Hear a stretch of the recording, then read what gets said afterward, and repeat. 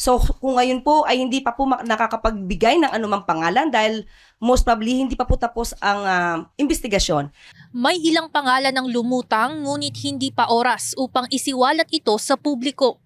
Ito ang kasalukuyang kalagayan ng investigasyon kaugnay ng umano'y irregularidad sa mga flood control projects na iniutos na siyasatin ni Pangulong Ferdinand Marcos Jr.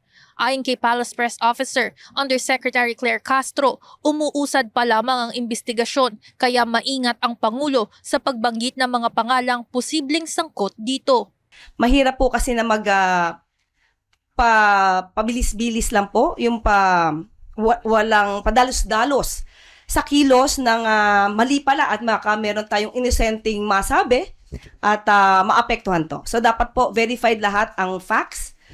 Samantala, tiniyak ni Palace Press Officer Undersecretary Claire Castro na bukas si Pangulong Marcos na paimbestigahan ang iba pang anomalya sa gobyerno kung kinakailangan.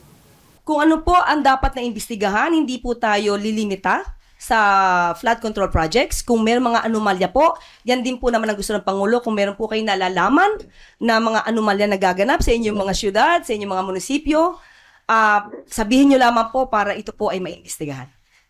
Nilinaw din ni Castro na hindi ito pagbabanta kundi paalala mula sa Pangulo upang matiyak na magiging transparent ang paglalaan ng mga pondo para sa taong 2026. Muli namang iginiit ng Malacanang na oras na mapatunayan kung sino ang mga sangkot ay mananagot ang mga ito sa batas at sasampahan ng mga kaukulang kaso.